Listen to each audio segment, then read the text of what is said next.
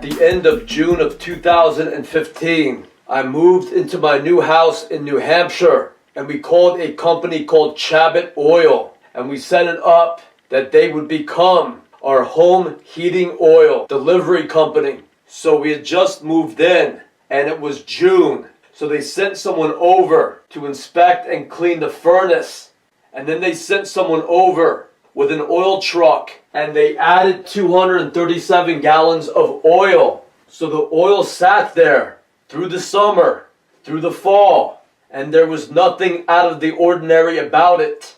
Then in December, it was December 16th of 2015, Chabot Oil Company, they deliver 135 gallons.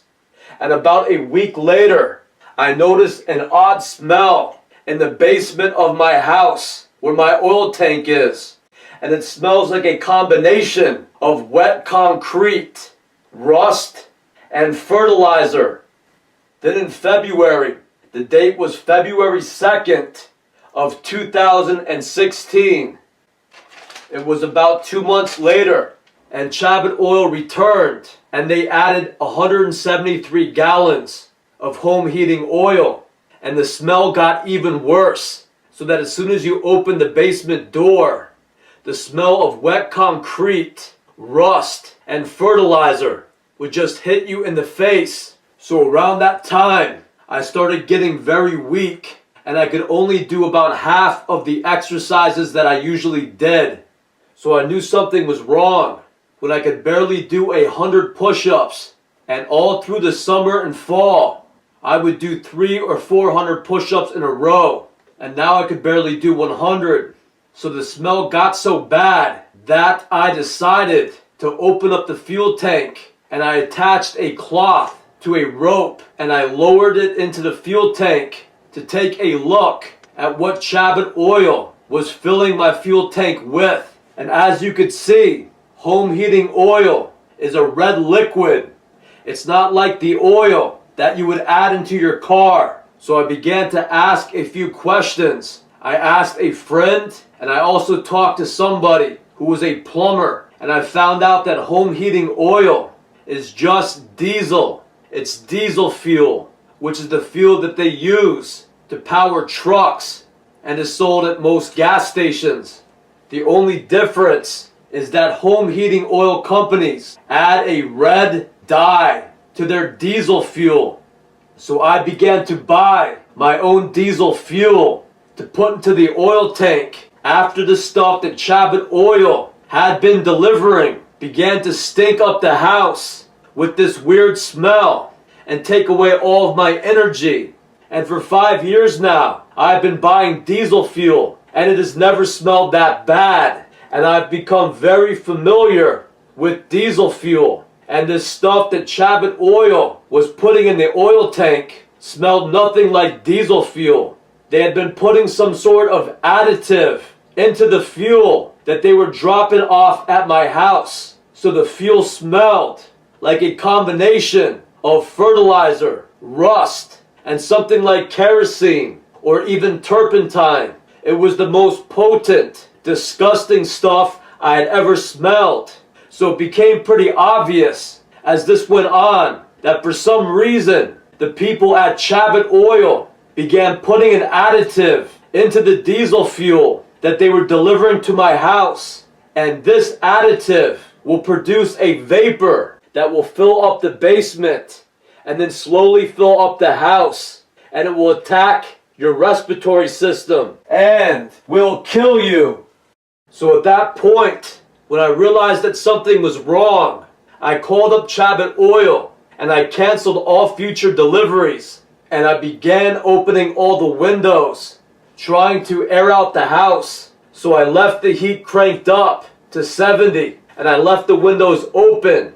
And I noticed that after a few weeks, my strength came back. So about a month later, around the start of April, I completely ran out of oil. And around that time, I began coughing up large amounts of yellow mucus. Whatever Chabot Oil was putting into the home heating oil tank was attacking my respiratory system. and my lungs were filling up with fluid. So it was something like a chemical weapon that Chabot Oil was mixing in with their home heating oil and then putting into my tank. So once I ran out of oil, my strength came back and my lungs began to open up and I began to cough up the fluid that had gotten into my lungs. So once I thought about it, their first delivery of home heating oil didn't affect me. They had put in 237 gallons, so they had probably filled it up, and I did not notice a smell, and it did not affect my strength. And once again, that was the oil that had stayed in that tank from June of 2015 to December of 2015. So on December 16th of 2015, they began to add something that at first created this weird smell to start forming in the basement. So I think that they put some of that additive in around December. And then in February, they put a lot more additive in the home heating oil. So I do not want to hear them say that is just the way some home heating oil smells. Regular diesel fuel should smell like Elmer's glue. That is the best description for clean diesel fuel right out of the pump at gas stations.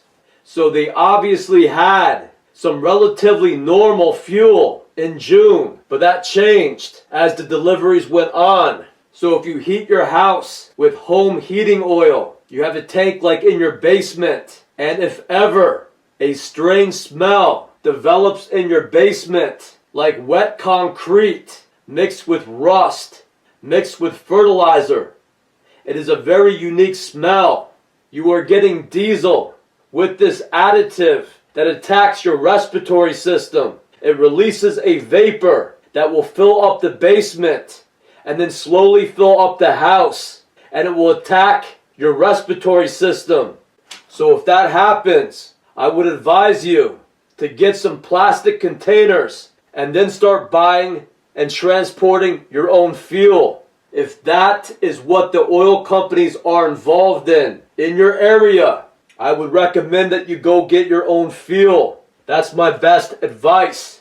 Otherwise, the oil companies in your area will just start to play this game. And an example of the games that they will play is to get you to keep on switching oil companies that may give you just a little bit of that additive at the start and then start doing the exact same thing as your initial oil company, which is add in tons of this additive. So I spoke more about this in other videos. That is the real danger of monopoly corporations that buy up all the smaller corporations. They do it for control, and they do it so no matter who you call, you will always be dealing with the same people at the heads of these giant corporations.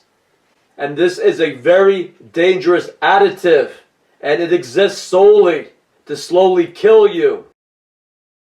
So I'm now going to explain the process of selecting clean diesel fuel. So I will now tell you what you need to know to get the best diesel fuel in your area. So once again, home heating oil is just what they call it. A better word for it should be home heating fuel. People should say that they heat their home with fuel. If you look at this cap for the home heating oil valve, it says fuel oil, and fuel means diesel fuel. There's also this old billboard, and they also advertise fuel oil. It's a more old school and descriptive name for home heating oil. So diesel fuel will be sold at most gas stations. So when you go to the gas station, if they give you a choice, you just want to get the regular diesel. You never want to get what is called off-road. It'll say just diesel and sometimes on-road diesel. You don't want to get the off-road diesel. The off-road is usually a lot cheaper. So always buy the on-road diesel or the stuff that's just marked diesel. Second, when you pull up to the pump, make sure you get the right size nozzle. This is a large size nozzle that they use on big tractor trailer trucks, and it will not fit into your diesel containers and it will make a mess if you attempt to use it. So that is not the right pump to use. So go to the pump with the regular size nozzle like this that fits into your diesel fuel containers. The last thing I want to warn you about is don't ever buy something called recreational fuel. I've been getting diesel fuel for about 5 years now, and I've only seen recreational fuel advertised at one gas station. So recreational fuel is just gas. It's 91 octane gas. It's like the most expensive gas you could get, I guess, for high performance cars. So this stuff called recreational fuel is gasoline. And you never want to buy gasoline by accident, because if you put gasoline in your oil tank at home, it will cause an explosion. It is very dangerous to put gasoline into your home heating oil tank. So you have to be very careful at the pumps to make sure you are getting diesel fuel. So this is what you have to do. Whenever you're getting diesel fuel, I want you to say out loud 3 times, I am getting diesel fuel. And every time you say that, I want you to check the nozzle you are holding. I want you to check the hose and make sure it's hooked to the diesel pump. I want you to confirm that you are pumping diesel fuel into your containers 3 times every time you get diesel fuel. So that means you have to focus on what you're doing. You cannot daydream or let your mind wander or think about something else when you're doing this process, because that could be very dangerous if you pour gasoline by accident. So to give you an example, usually, at least in this area, all the diesel nozzles are color-coded green, and all the regular gas nozzles are color-coded black. But then you go to one gas station and they've reversed that, and for some reason the regular gas nozzle is green and the diesel nozzle is black.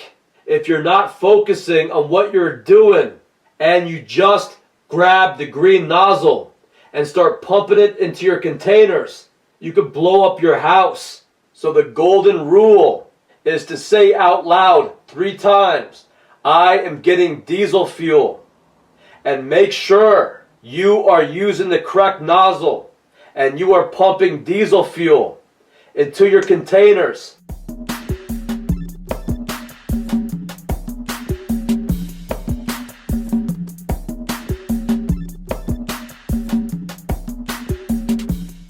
So included in all these containers that you buy are these spouts that kind of fit inside the container. So I usually take these out, but leave 1 or 2 in. And if you ever pump regular gas by accident, just pour it into your car. Use the containers and that spout to pour the gas into your car. But if you focus on what you are doing, this will never become a problem for you. So let's go over selecting the best diesel fuel that you could find in your area. So like I said before, the cleanest diesel will smell like glue, like white Elmer's glue. That is the best description for it. I have also noticed at some of the gas stations in my area, the diesel fuel out of the pump will also smell a little like fertilizer. In other cases, it smells fishy, like cat litter or cat's breath. If any of you have ever owned a cat, you will know what I'm talking about. And some of this diesel fuel smells like cat's breath or kitty litter. It smells fishy. Other times, the diesel fuel smells like fertilizer. And I think it's because the gas companies are adding some of this additive into their diesel And that is because they know in a lot of places, especially out in the country, people will buy their own fuel and pour it into their home heating oil tank. And that is usually because they cannot afford a delivery. Sometimes the oil companies charge $3 a gallon to deliver home heating oil. And at the pump, it's a lot cheaper. It's like $2.30.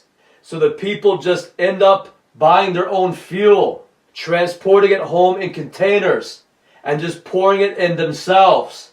Most oil delivery companies will only come out if you buy 100 gallons. So a lot of people in the country could only afford 60 or 70 gallons. So they end up just getting it themselves.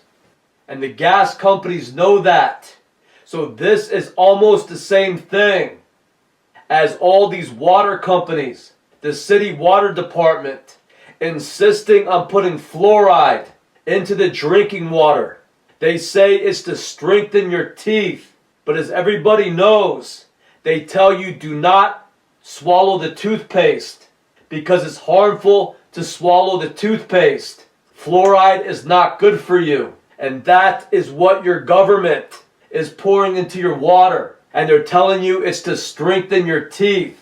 The fluoride in the drinking water has been known to act as a tranquilizer. It's like drugging the masses. It's like sedating the masses. It weakens and stupefies the public. And that is probably the same reason they are putting this additive in the home heating oil that produces this vapor that weakens you and attacks your respiratory system because they want to weaken and sedate you.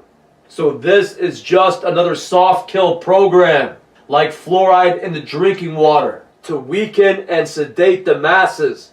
And if you're a vocal critic of your wonderful government, they just may decide to put so much of this additive into your home heating oil that it stinks like fertilizer mixed with turpentine. And this additive will produce a vapor that will fill up the basement and then slowly fill up the house. And it will attack your respiratory system and will kill you.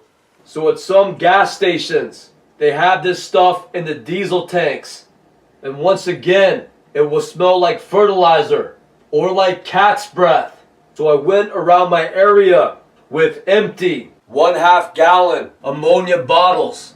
And I had a plastic crate to stand them up in and a permanent marker so I could label them. And I went around to all the gas stations in the area that sold diesel fuel. And I bought around 1/2 gallon at each of the gas stations. And I labeled them. So as you could see, they range in color from clear to light yellow to a dark yellow or a yellow-orange color. So the one that smelled the worst, like fertilizer or cat's breath, was the darker yellow diesel fuel from T-Bird. And it's all the way on the left.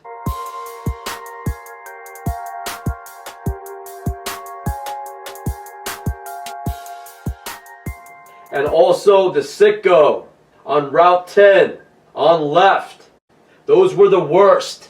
While the ones that smelled the best, like clean diesel, they smelled like glue, were from the Citgo by Main Street, Keene. And both the Circle K's in Keene and in Milford, they all smelled the best, just like white glue. And the other two, Brattleboro, Vermont, and the Sunoco diesel fuel, they smelled with a hint of fertilizer. So I think that they had some of the additive. But the worst were from T-Bird and the Citgo on Route 10 on left. Those were the worst. So I do not think that you could tell how much of that additive is put in there just by the color. Again, the worst was from T-Bird, and that was a dark yellow-orange color. But the fuel from Citgo on Route 10 also smelled very bad, and that is not so dark at all. So if you want to make sure that you are getting the least additive, you will have to do that by smell. So I would do what I did and get containers like this, and you let them dry out, and then you go around with a crate to hold them upright and a permanent marker so that you can label them. And then you go around to all the gas stations in your area that sell diesel, and you get around 1/2 gallon samples of it. And then you mark them so that you remember where they are from. And pretty soon you will see what I mean between the fuel that smells more fresh like glue and the stuff that has been more laced with this additive and smells like fertilizer or like cat's breath. You'll also notice it'll be pretty consistent which gas stations always have the fuel that smells more normal. So it stays pretty consistent for the most part. I think in one case, in 5 years, I noticed that the diesel fuel smelled normal at this one gas station. And then at some point, I noticed it began to get that fertilizer smell to it. But the other one stayed pretty consistent. So in any regard, it's best to buy your own diesel fuel than to allow these companies like Chabot Oil to dump whatever they want to into your fuel tank, because that makes it pretty easy to add high concentrations of this additive just to the fuel going to your house. They can control it a lot better. So I would say that buying diesel fuel at the pump, even if it smells a little bit like fertilizer, is better than letting these oil companies dump whatever they want to into your oil tank. So a side note is that if you rent and your house is heated by oil, and if you ever notice these strange smells in the basement, opening up the windows and allowing fresh air in during the winter seem to make a big difference. This additive produces a vapor, and everybody is conditioned to keep all their windows and doors shut all winter long. People are like scared of leaving a door open when you're bringing groceries into your house or cracking open a window. Some people are like deathly afraid of that, but that is the only way you are going to get fresh air into your home. So I would recommend airing out your house. Have everybody hang out in the living room and open the windows in the bedroom and close the door, and then vice versa, so that you're not freezing cold. But try to air out your house as much as possible. The only way that I could explain it is to try to air out your house for 2 hours every day, especially during the winter. And if you are having problems with your oil, you will be amazed how much better you feel and how much more you can get done. So try to air out your house at least 2 hours every day.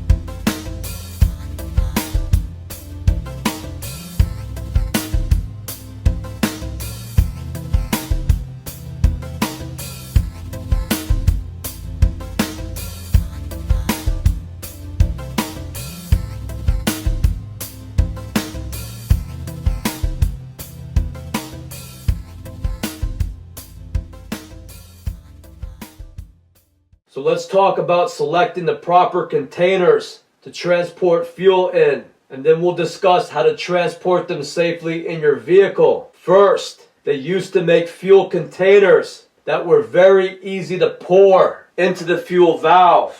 So all these containers come with a nozzle, a spout, and sometimes it is pretty hard to open the nozzle. You got to press down and turn the nozzle, or press like a trigger and kind of hold it in place with one hand as you hold up the jug and try to pour it into the valve. So that is pretty tough.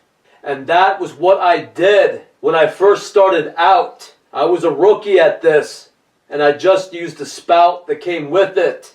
I soon realized that if you undo the spout and you take this thing off, this is a child protection lock.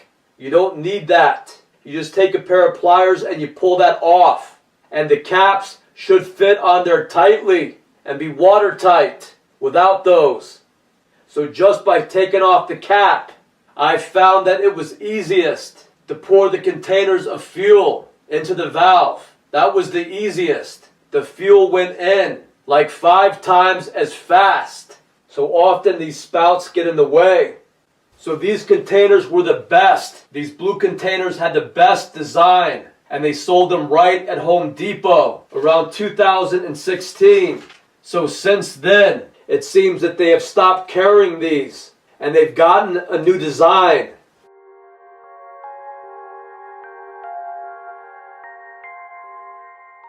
So on the new containers, the opening is more flat and it's down a little farther. So that makes it harder to pour in. So I went around the area seeing if I could find the ones that work better, like this. And in this area, they've all switched over to this new design that is not as good as the original.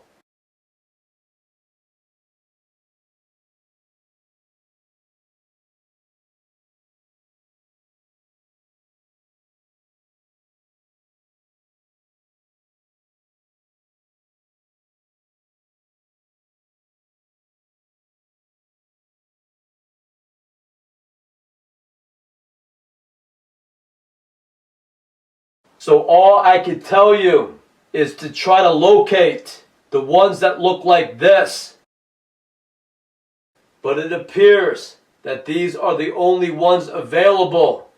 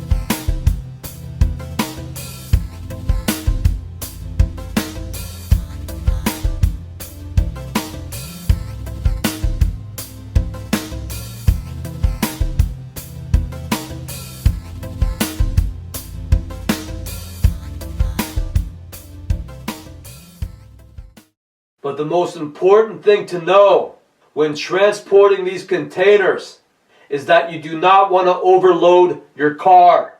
I guess that most of you will have a regular car and not a van or a truck. So I would recommend cutting a tarp, buying a tarp, and then cutting it so that it fits perfectly into the back seat of your car. So you want to try to cover as much of the back seat of the car as you can. And you also want to cover the floor, because whenever you get diesel, a little bit might spill. So I always bring a roll of paper towels, and I make sure to wipe off the containers before putting them into the car. So you want to make sure that the cap is on tight so that the caps are not leaking. And then of course, the tarps will make sure that you do not get any of this diesel fuel onto your carpets or your upholstery. So every time you fill a 5-gallon container up and then you put it into your car, you want to keep an eye on the wheel well. And the wheel well has a space between the top of your tire and the top of the wheel well. So you do not want to transport so much fuel that the car starts riding low on its shocks. The more weight you add, the farther down your car will sink. And if you overload your car, you put too much weight on your shocks and on your axle, so you may damage your car. So in this car, which is a Toyota Camry, I believe I got 10 containers of fuel in the back seat, floor area, and the front passenger side of the car. So once full, I think they may weigh about 45 or 50 pounds.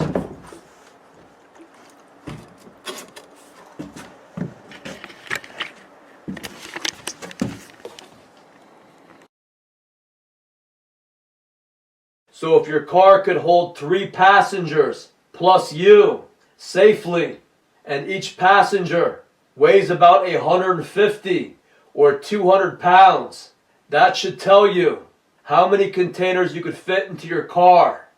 But it's a bad idea to start cramming them into the trunk and putting as many containers as you could possibly fit into your car without keeping an eye on the wheel well, because you may damage your shocks, you may damage your axle. And when you have a lot of weight in the car, everybody should know that the car does not handle as well as it does with just you in it. So if you have a car full of people, it's not going to handle the corners and the turns as well as it would with just you in it. The more weight that you put into a car, the less well it handles. So you want to drive very safe with a carload of diesel. So if you have an older car or a smaller car, you always need to keep an eye on your wheel well as you are filling up the containers and putting them into your car to make sure that you are not overloading your vehicle. So like I said, in this car, I think I went with 10 containers of fuel. This car was kind of old, so the shocks were not that good. And when I drove home, I made sure to drive the speed limit and take the corners and turns very carefully.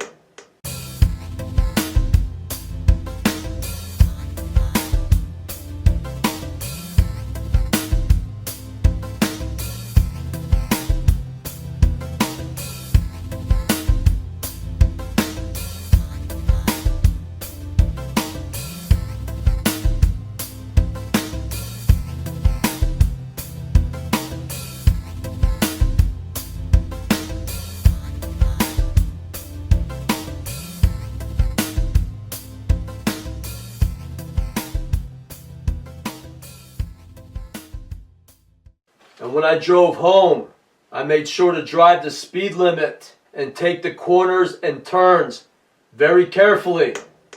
So the last tip is that especially up north, it gets pretty cold out. So I would make sure to wear a pair of gloves.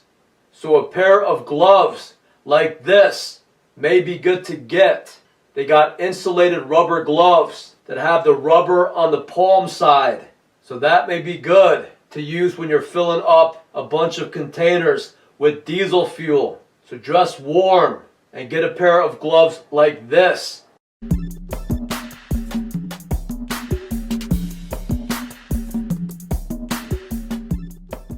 If you have an indoor tank, which most people have, you are going to find your oil valve, which is the pipe to pour the oil into, on the outside of your house. you'll notice that one pipe is a vent and the other has a cap that should say fuel oil on it. You may need to use a wrench to loosen it up. And that is all the oil company does, is they bring over an oil truck with a long hose and they pump the fuel into that valve, into your fuel tank. So as long as you have fuel left in the fuel tank, all you have to do is pour more in. So that is why it is a good idea not to let your tank run out of fuel. Because if your tank runs out of fuel, you cannot just add more fuel and hit the reset button, because there is going to be air all through this fuel line. So there is a process that I'll cover in just a few minutes called bleeding your fuel line, clearing the air out of your fuel line. Once you know how to do it, it's very easy. So as long as you have fuel left in the fuel tank, all you have to do is pour more in. So I'm going to guess that most of the fuel valves found on the outside of your house are all going to be like this. So they should be about 3 feet high. And that makes it easy to pick up the container and pour it into the valve. If you have an oil tank on the outside of your house, the fuel valve is going to be a lot taller. It is going to be on the top of your oil tank like this. So it's going to be about 4.5 feet tall. So you have to pick up the containers a lot higher to pour them in. So it's more difficult to do, especially when they are full. When the containers are full, they weigh around 50 pounds. So it is a good idea to pour about half of the fuel out into a bucket, and then it's easier to lift the 25-pound container and pour it in. You'll also find that you will spill a lot less. As soon as you tilt the container, it will start pouring out. So oftentimes you'll find you'll end up spilling some of the fuel, especially if it is an outside oil tank and you have to lift it up high. So as you can see, I have moved the oil tank outside, and in the next few parts of this series, I am going to discuss exactly what you need to know to be able to do that yourself. You need a concrete base. You'll need to know how to run a new fuel line, and I'll give you the plans to build an oil shed. But for now, it is best just to get your own fuel and pour it in yourself. That is what I did for 2 or 3 years before moving the oil tank outside. So you will need to get a large funnel and something like a drain pan. And the drain pan is to keep everything dry when you are working in the snow and there is sludge and stuff all over the ground. You do not want to get that all over your oil stuff and have it dripping into your fuel.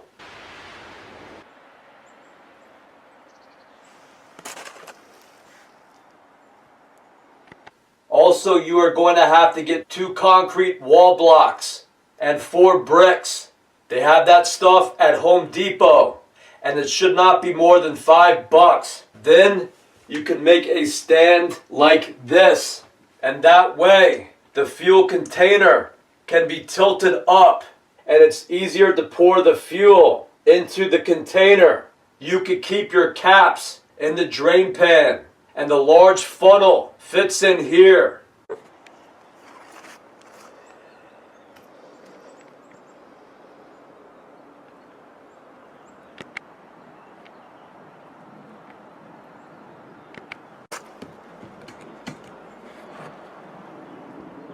The connecting end is about 2 inches, and about 1 inch fits inside the container hole, which is 1.5 inches wide. So I think that all the containers have a 1.5 inch opening, and that is the opening that fits perfectly inside the fuel valve on the oil tank. Like I said, if the fuel containers have a child-proof safety lock, I would remove that with a pair of pliers. Otherwise, they are difficult to open and they will not be able to pour into the fuel valve.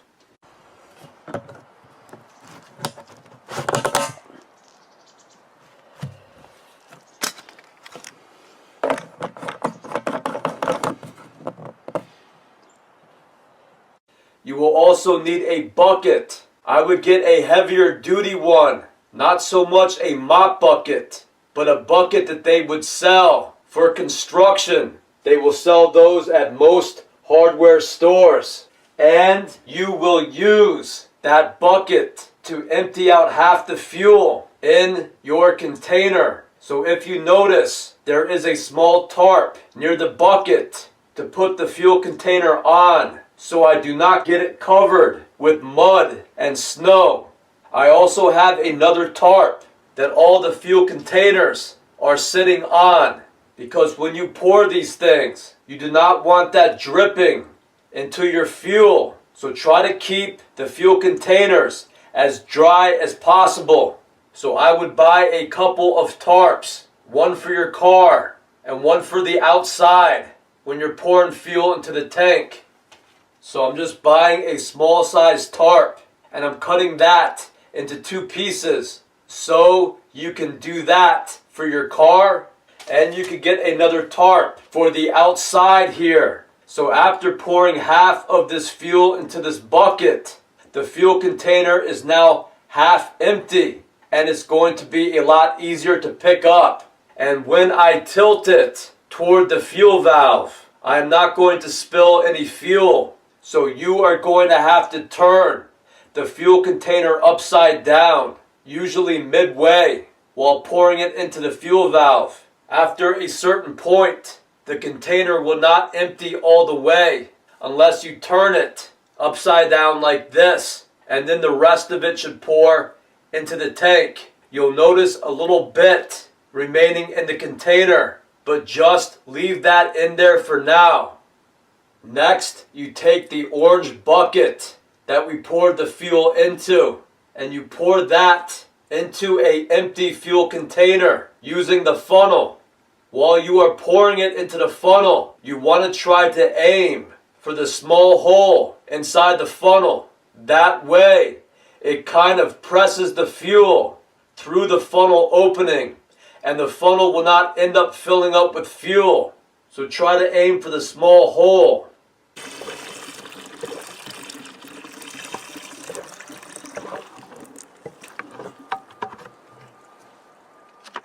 Once you have filled it up, place the funnel into the drain pan so you do not get it dirty.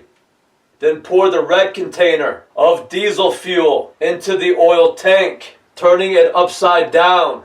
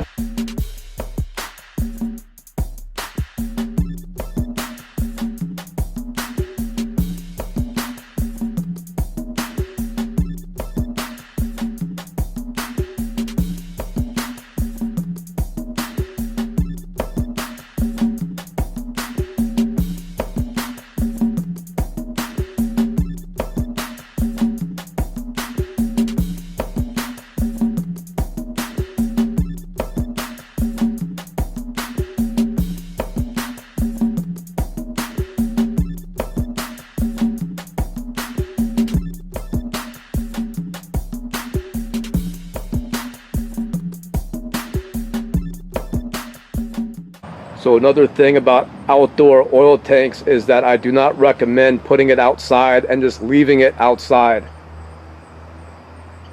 I've seen some oil tanks like outside trailers and they don't even have a roof to them. And if you look up the code on the internet, it says that only the fuel line the filter and the fuel line need to be covered. The oil tank doesn't. So that is some more crazy code in New Hampshire. The government here in New Hampshire is not the regular citizen's friend. So I recommend building a shed around it. So in a little while I'll make a video with the plans of how to construct a shed.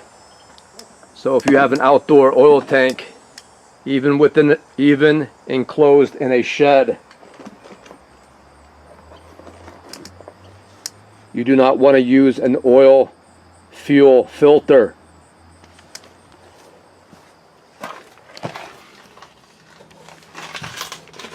By loosening the top bolt, by loosening the top nut right there, this bottom part will drop down. And that is what will be on the inside. However, when you have an outdoor oil tank, it gets more cold outside. And these are subject to freeze up. Water collects in these and they freeze up. So the best advice is to not use a fuel filter when your oil tank is outside. The metal casing for the fuel filter will suffice. I haven't been using this for 2 or 3 years and it's been fine. So when it starts to get very cold out, in New Hampshire that's around December, I might turn on the heat in September or October, but it doesn't start getting extremely cold out until the end of November, beginning of December. And at that point you want to get the diesel fuel treatment. It's a winterizer and it's anti-gel. And what it means when home heating oil gels up, it means it freezes a little bit. It's a fancy word for saying it freezes up a bit. So it says this treats up to 100 gallons. So if I go and get 50 gallons, I'll use half of this bottle.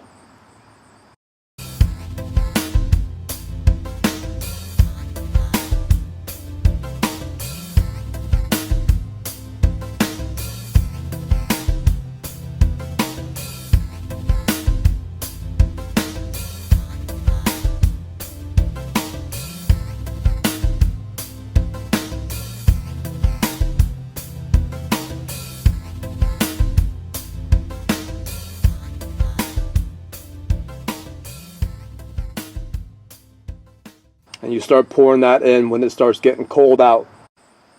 And you could buy these at any auto parts supply store, any AutoZone or CarQuest. You should be able to get that there. And once again, home heating oil is the same thing as diesel fuel. The only difference is that the supply companies that usually bring this stuff to your house put red dye into the diesel fuel. And they call that home heating oil. So if it ever freezes up, if your heat shuts off in the winter and it's extremely cold, your fuel has frozen up. It's gelled up a little bit and it's not going through the fuel line too well. So at that point, have one of these available. And once again, add this for every 100 gallons. So if you think you have 150 gallons in there, put 1.5 of these in there. It says Winter Rescue Formula. What you will also have to do is bring a heater with an extension cord out to your shed and heat up the shed. And that will help unfreeze the gelled up fuel line. Same thing as if the oil tank is in your basement. You want to bring space heaters, electric heaters down to your basement, plug them in, and try to heat up the basement more. So when it starts getting cold, before the winter months, just go to the auto parts supply store and pick up about 10 of these, the white one, and at least 2 of the red ones for emergencies.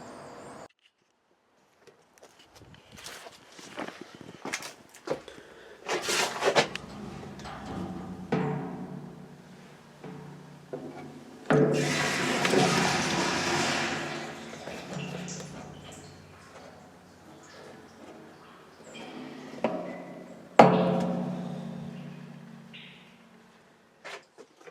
this is a 275-gallon tank, and it will hold about 250 gallons of fuel. So you do not want to fill these up the entire way.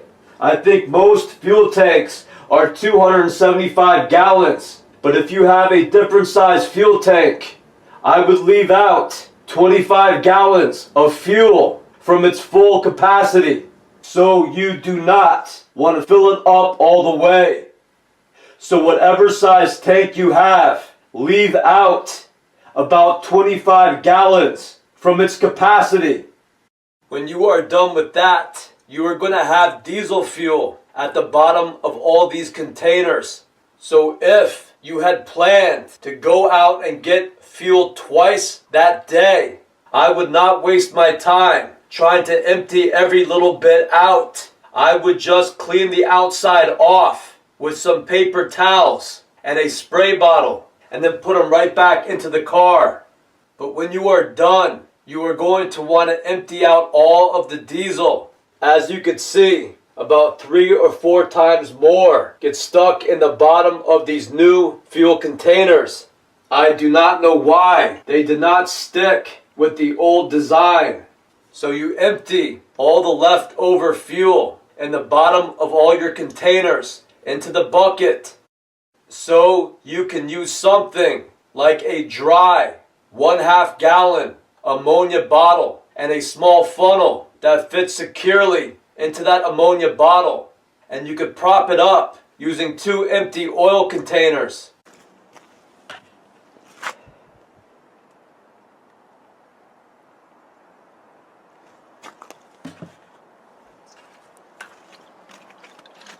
And then use that bucket to pour into something like a dry ammonia bottle using a smaller funnel.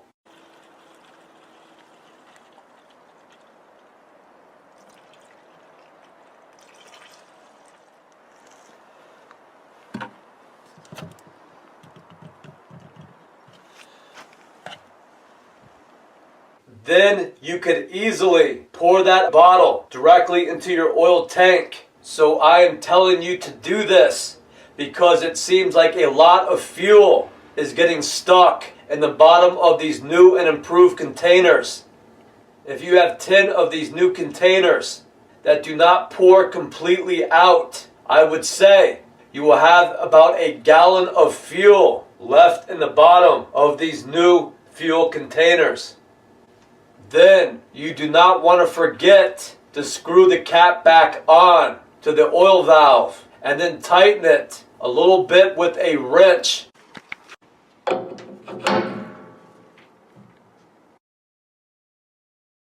Then, using paper towels and a spray bottle filled with ammonia and water, about 1/4 cup of ammonia to 1 bottle of water, and you could spray down the outside of the fuel containers and then wipe them down.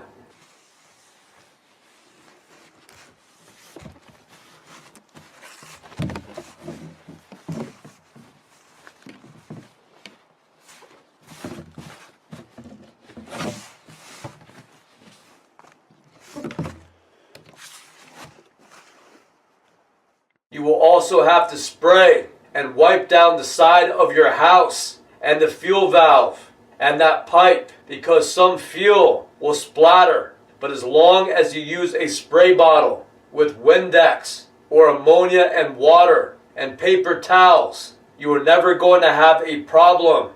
If you are pouring the containers into an outdoor fuel tank, you want to spray the tank and using paper towels wipe down the outside of the tank because you will notice you will spill some of the oil. But if you get the worst of it up, you are never going to have a problem with it building up or even smelling like diesel.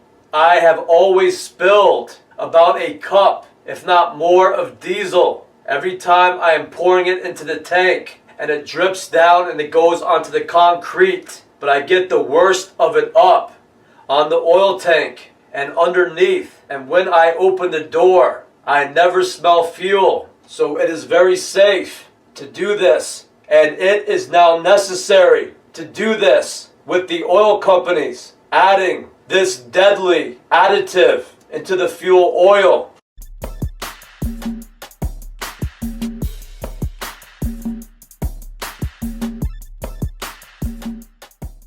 If you ever run out of fuel, you cannot just add more fuel to your fuel tank and then just hit the reset button and start it up. Because when you run out of fuel, you are going to get air all throughout your fuel line. And all that air in your fuel line will cause your furnace to malfunction. So this is your fuel tank that you fill up, and the fuel comes out the bottom through here, and it passes through a fuel filter, which is this, and then it runs through the fuel line to the furnace. So if you ever run out of fuel, you are going to get air all through here, all through your fuel line, and this causes problems for your furnace. So there is a simple procedure that you have to do to get the air out of the fuel line before you start the furnace up again. And this is called bleeding the fuel line. So if your fuel tank runs out of fuel, I would shut it off with one of the switches before I add more fuel. And there is a switch on the furnace itself. And then there is another switch at the top of your basement stairs.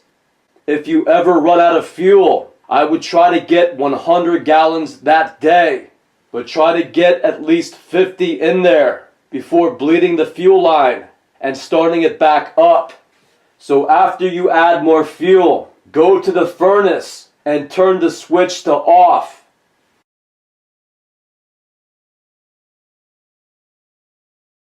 Then go upstairs and turn the other switch to on. And then make sure that the thermostat is set to 70.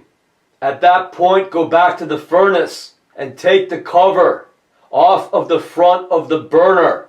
There are 4 screws holding it in.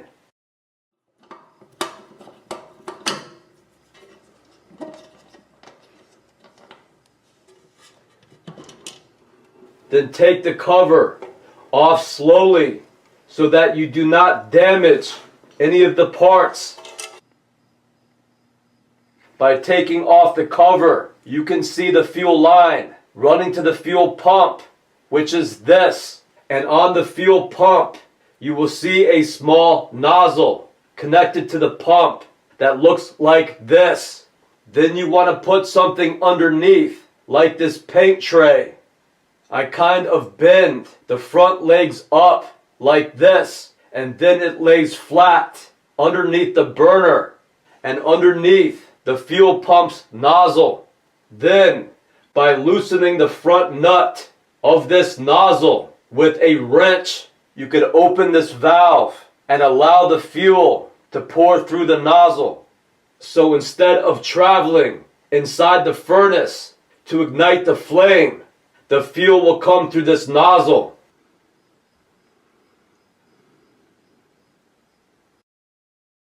Then, using the on and off switch on the furnace, you want to turn the furnace on.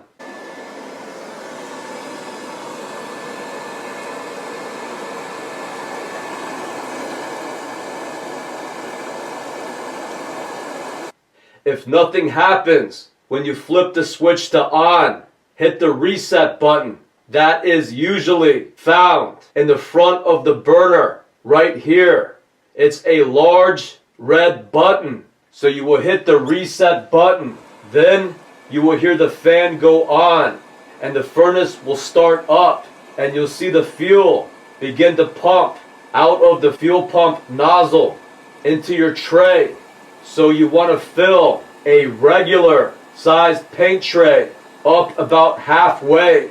You'll see the deep end fill up, and then when the fuel starts to fill up the shallow end, that is about 1 quart. It's 1/4 gallon of fuel.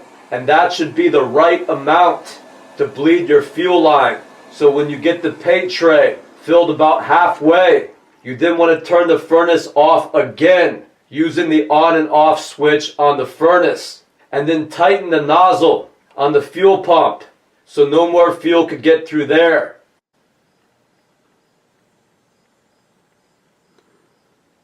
Then take the paint tray filled with fuel and put it somewhere safe. Then, with that fuel pump's nozzle tightened all the way, you could then turn on the furnace, and instead of going through that nozzle, the fuel will go up into the furnace to be ignited. You'll hear the fan come on, and there will be a short pause, and then you will see the flame ignite in the burn box through a little window like this.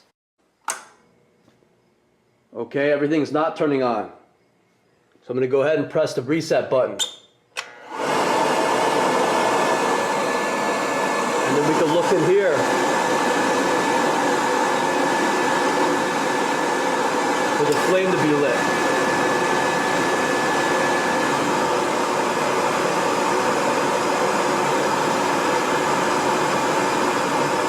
Once again, if you turn on the furnace and nothing happens, you want to hit the reset button. Then you should hear the fan come on. There will be a short pause, and then you will see the flame come on. Now your furnace is burning the new diesel fuel that you just added, and you have cleared the line of air that was caused when you ran out of fuel. If the flame does not stay lit, it stays on for 5 or 10 seconds, and then it goes off for 5 or 10 seconds, and it keeps doing that. Try the procedure of bleeding the fuel line again.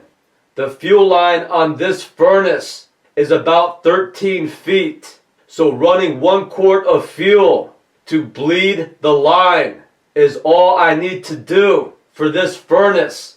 Possibly if your fuel line is longer, you will need to run more than 1 quart of oil through the fuel pump's nozzle to bleed the line. You just want to be careful with the bottom part here. So usually I kind of go underneath like this, and then I pick it up.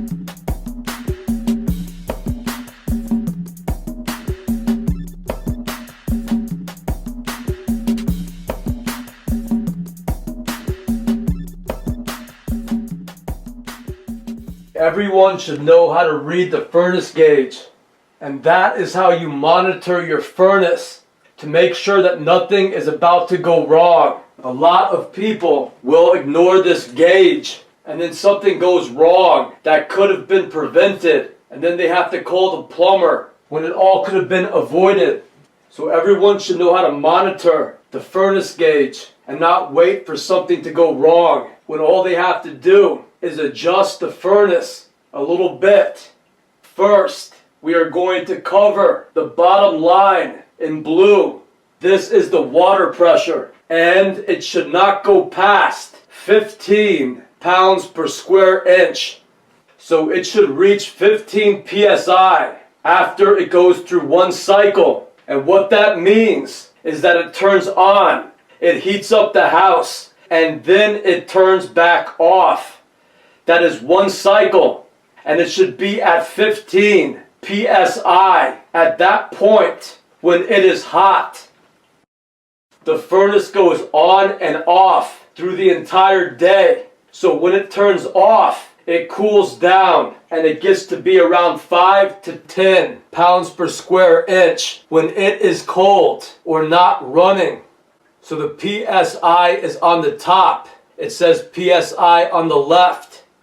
So this is 0 pounds per square inch.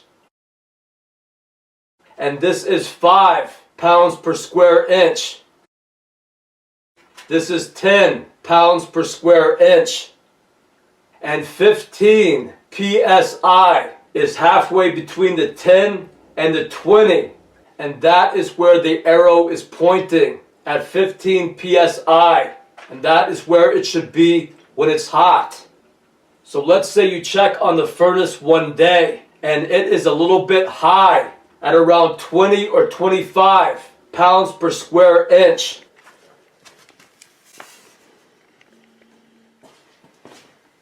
So you are going to have to lower the water pressure.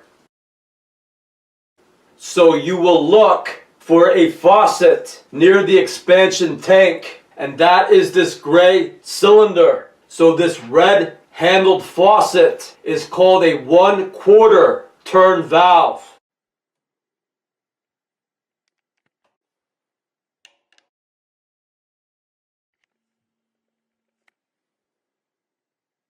So using a bucket to catch the water in, you will turn the handle and remove a little water, like 5 or 10 seconds worth of water.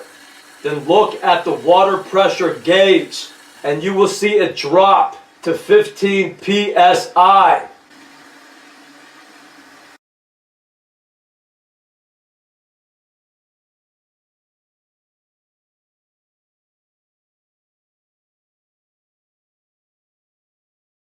After you are done adjusting the water, make sure you turn the red handle off completely.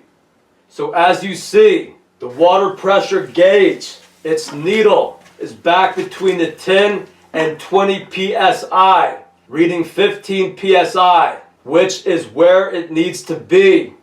So it is important to monitor the water pressure gauge, because if it reaches 30 pounds per square inch, a sensor will go off and the furnace will expel all of its water out of the relief valve, and you'll get a couple of buckets all over your floor and the furnace will shut off.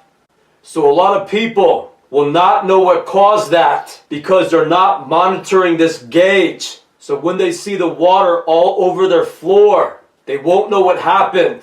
They'll call a plumber and they'll have to spend $150 or $200 for a plumber to come over and lift a lever and let some more water back into their furnace and hit the reset button. So when it starts to go over 15 PSI, remove some water through the 1/4 turn faucet using a bucket and drop the water pressure back to 15 PSI. So let's say one day that the water pressure is too low. So once the furnace goes through a cycle, it turns on, it goes through a cycle, and then it turns back off. And it is low. It is below 15 PSI. In this case, it reads that it is around 7 PSI. So right near the expansion tank and the 1/4 turn valve is called the fill valve. It's this part right here. It looks like this. And by raising this lever, it will allow water to flow into the furnace pipes and therefore increase the pressure. So after raising this lever, check the gauge to make sure that it is back to 15 PSI.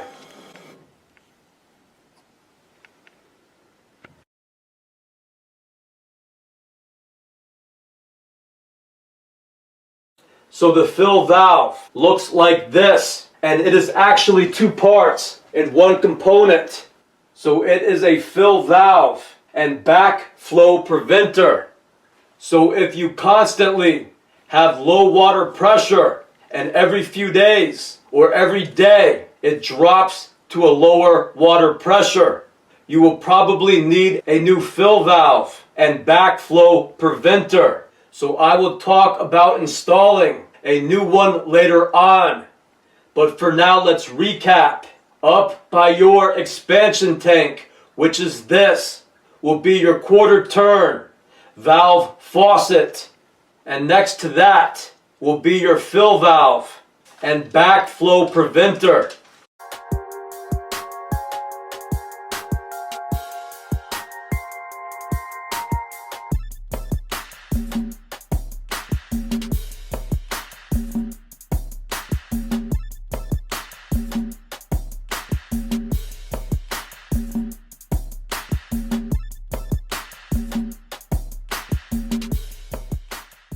Again, I'm going to discuss what the gauge should read when the thermostat is set to at least 60 degrees. So now, let's look at the other part of your furnace gauge. You will see on top in red is your temperature gauge. And again, you want to check this when the furnace is hot or after it is completed one cycle. So you do not want it to go above 180 degrees. So right now, my furnace temperature gauge reads 165 degrees. So the furnace has been off for a little while. So it's dropped from 180 to 165 degrees. So if you start counting at the red square underneath the 120, you will see that every line goes up 5 degrees. So 180 degrees is right where the downward red arrow is pointing. That red arrow is a marker to make it easier to read. So if the temperature ever goes above 180 degrees, you are going to want to turn it down. And there is a control box on the furnace with a panel over it. So remove the panel and look for the thermostat dial inside. So if you look closely, you will see a silver arrow pointing left toward the dial. This is 160 degrees. This is 170 degrees.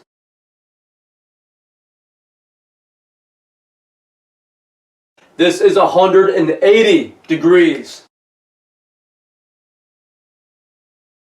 This is 190 degrees. This is 200 degrees. This is 210 degrees. And this is 220 degrees. So you see that it has a handle-shaped bar directly at 180 degrees. And that makes it easy to line it up. And 180 degrees is where you want the temperature set, unless it goes over 180 degrees on your temperature gauge. So if this black needle will be around 185, 190, or 195, you could counteract that by turning the thermostat down on the furnace 5 or 10 degrees. You will want to turn down the thermostat on the furnace to 175 or 170 degrees, and that will reduce the heat. So after you turn down the thermostat on the furnace, you want to monitor the temperature gauge and make sure it goes down to 180 degrees. For safety, I would not recommend turning the thermostat up on the furnace past 180 degrees. The important thing is to make sure that your furnace does not overheat and go above 180 on your temperature gauge. So my furnace got up to 190 degrees. So I left the thermostat on the furnace at 175. And after a month or two, it settled at about 170 on your temperature gauge, and the furnace still heated the house correctly, even though it read 170 degrees.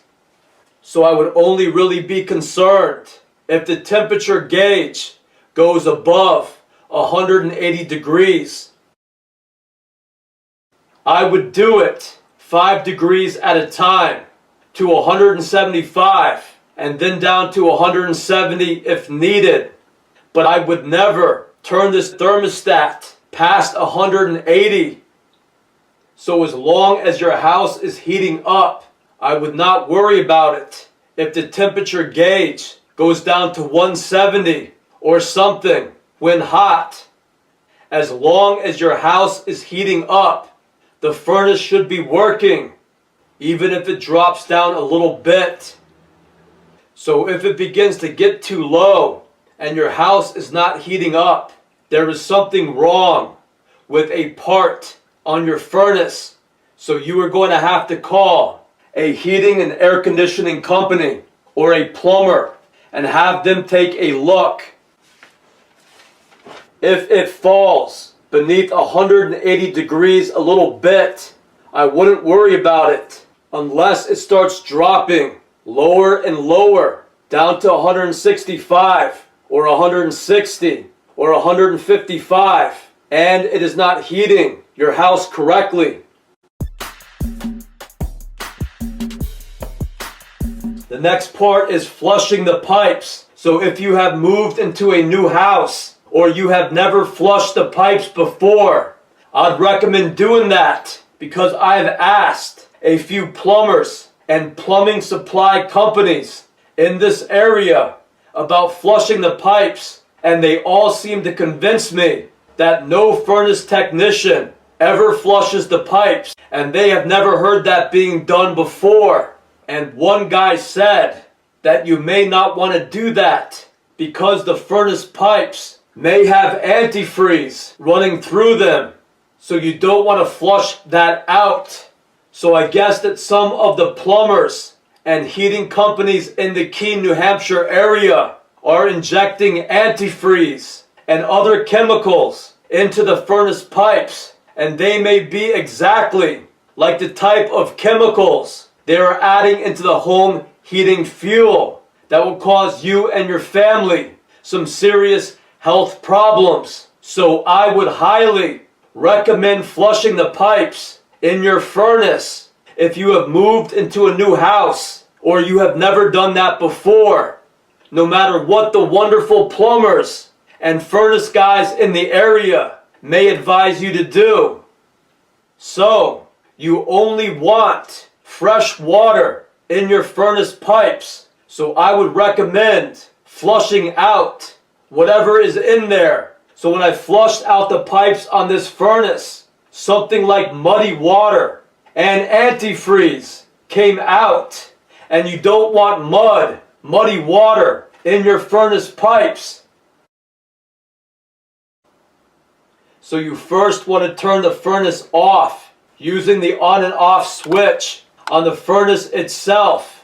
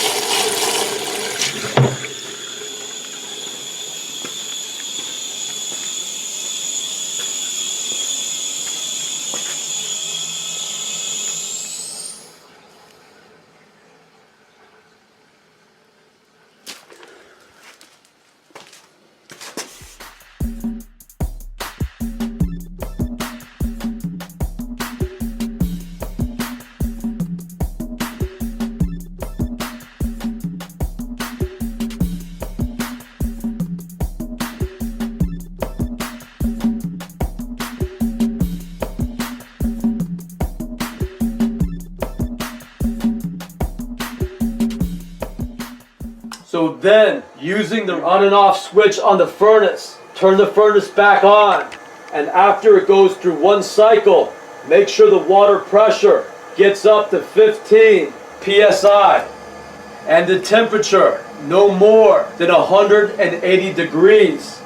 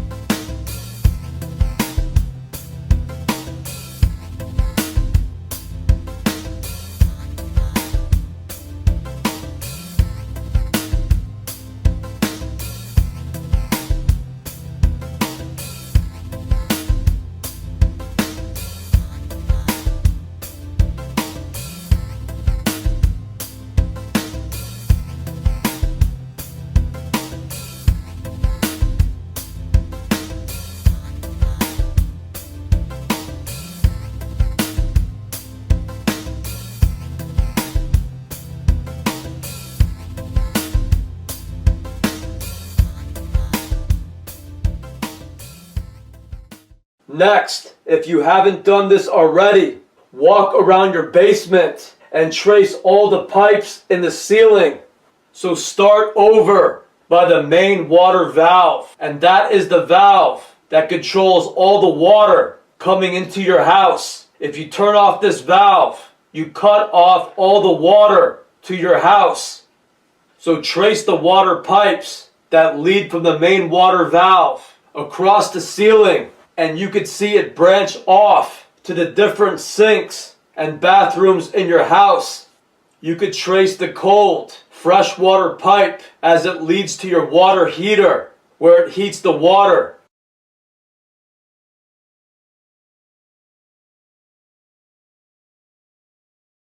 And then you could trace the hot water pipes that come out of your water heater and branch out to bring hot water to the different sinks and bathrooms in your house.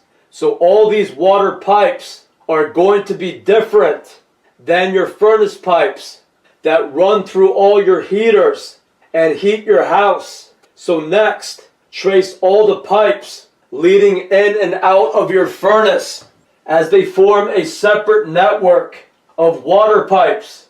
So often the pipes go up through the basement ceiling, and they'll run inside of your heaters along the lengths of your rooms before going back down into the floor and leading into another room or back into the furnace. So try to trace all the water lines so that you could tell the difference between the regular water lines and your furnace pipes. Next, look to see if there are any remote valves across the basement that you could also use to flush out your furnace pipes. So by tracing this large heating pipe away from the furnace across to the other side of the basement, I found these valves, and 2 had faucets on them for flushing out the heating pipes.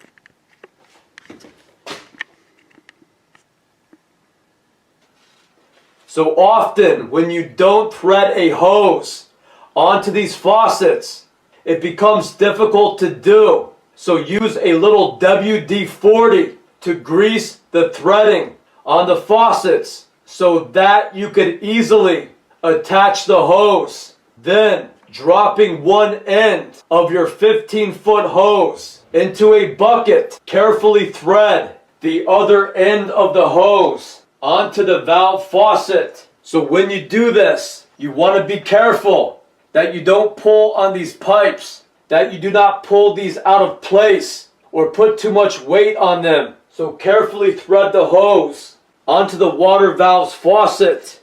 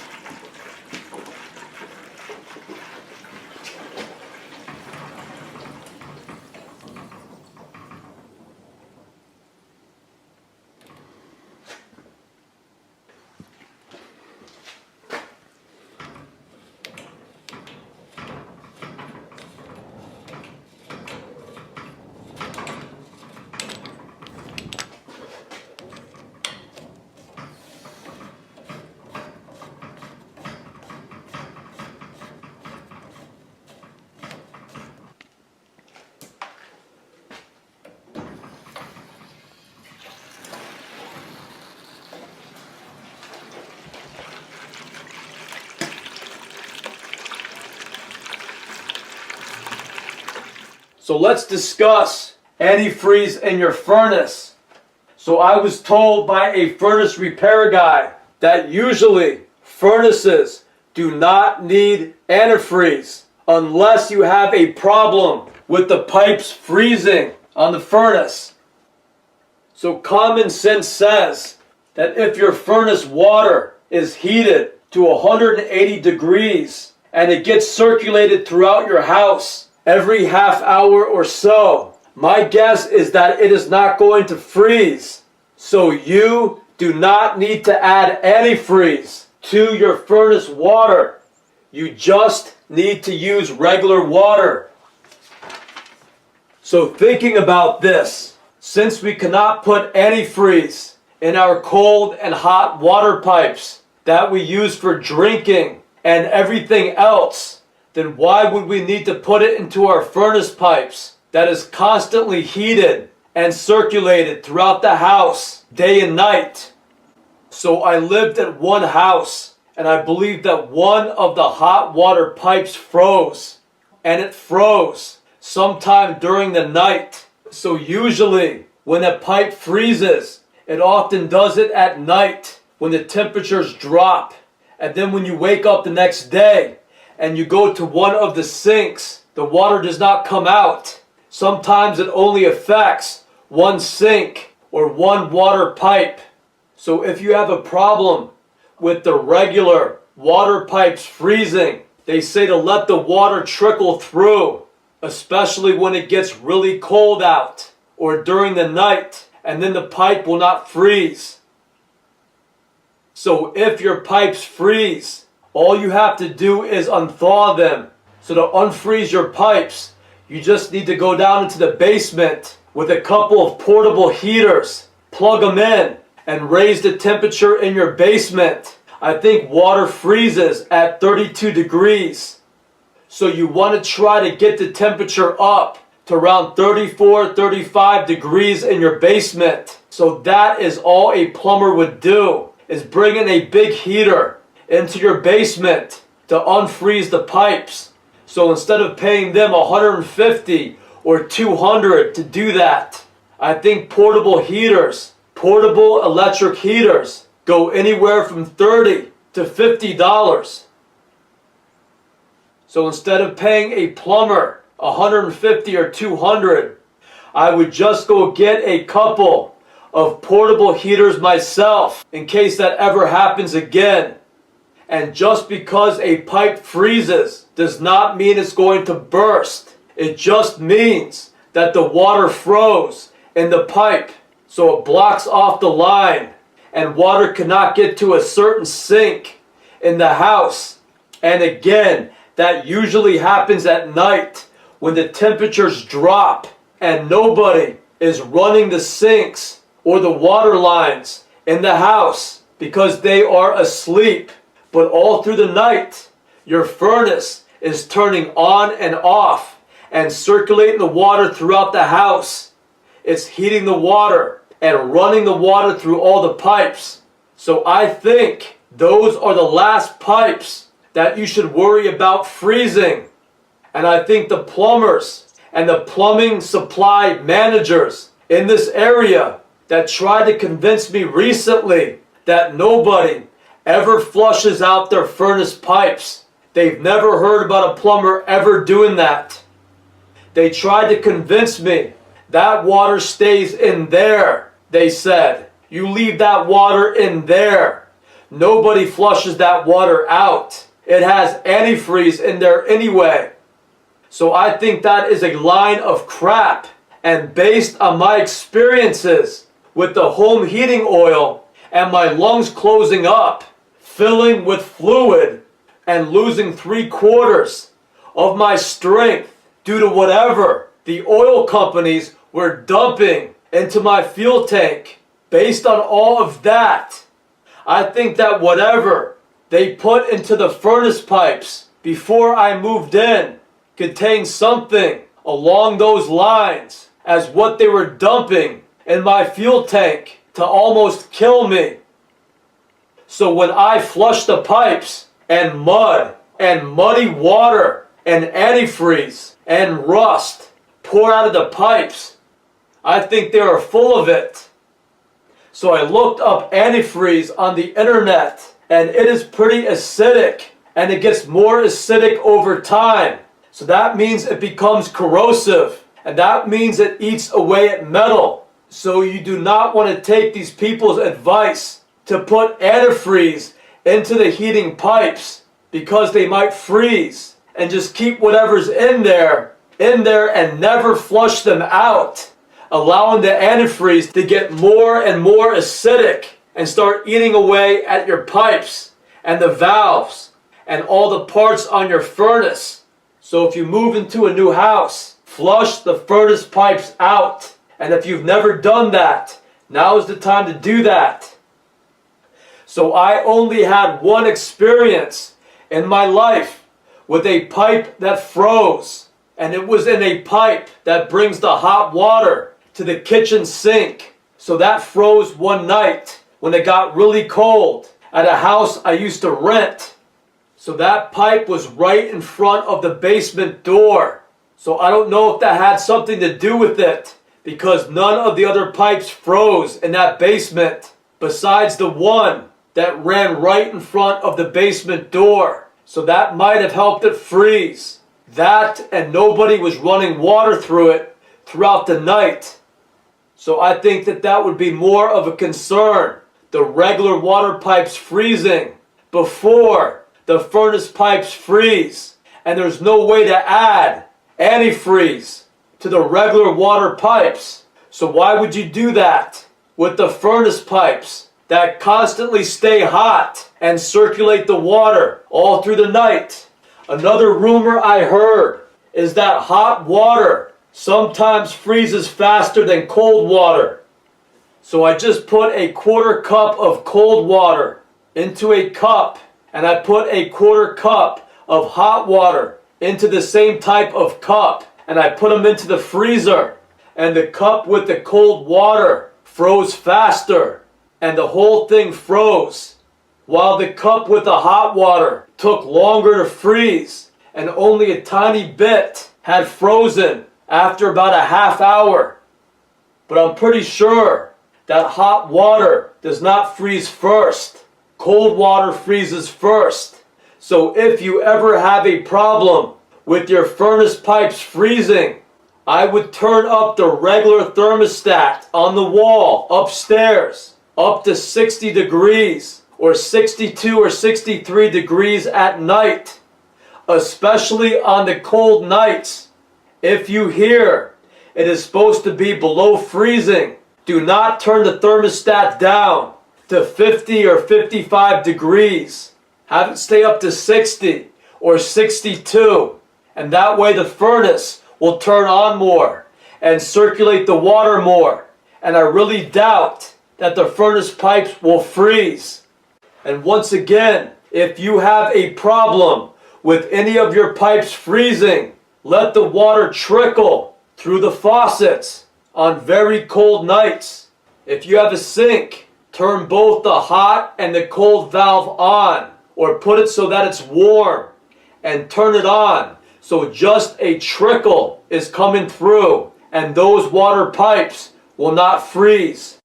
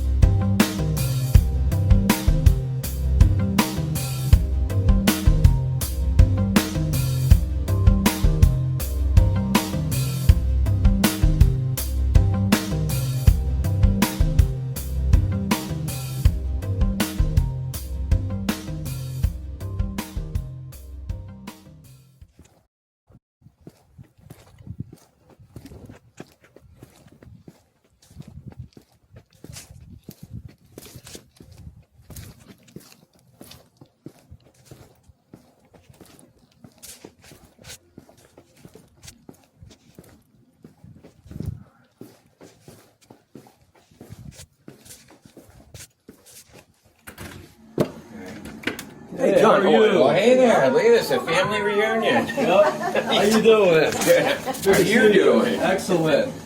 So what's going on is the water heater sprung a leak the other night. The big one or The one in the back. the one? Oh I yeah, noticed the that one in the back. Yeah, can't be the one in the front. Ah, So I disconnected the thermostat wire, drained it down, Uh-huh. and the electric water heater is fine.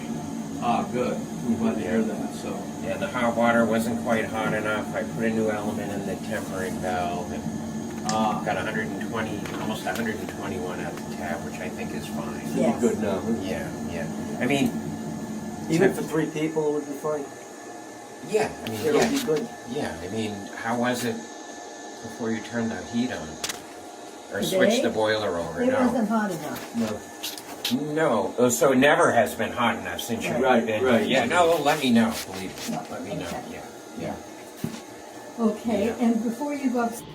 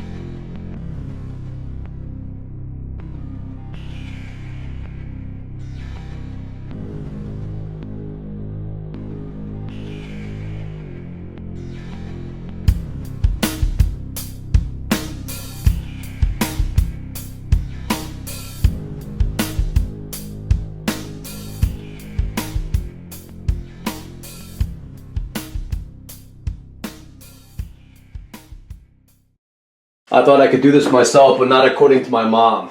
Yeah, I would. Do you know how to solder?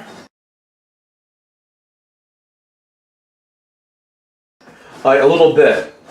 So A little bit is a is little scary. It might not be I've, enough. right. I've basically soldered together 2 pipes that weren't for water, just for separate, just like Yeah. in my hand, you know. Uh-huh. So I got a few fittings and a few copper pipes that I cut, and I was just practicing soldering them on the ground. Sure. They weren't in the house or anything, so. Uh-huh.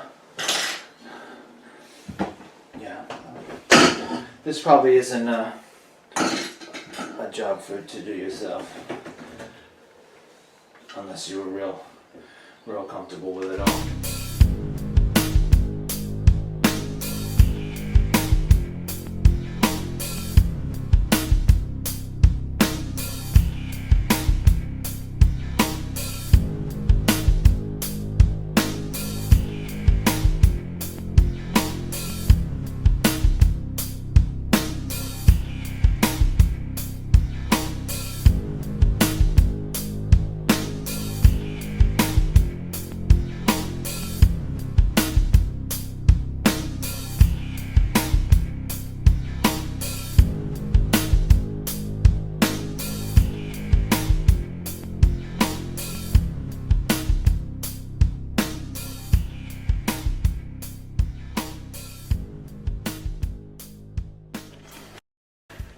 Hello, hi, Justin.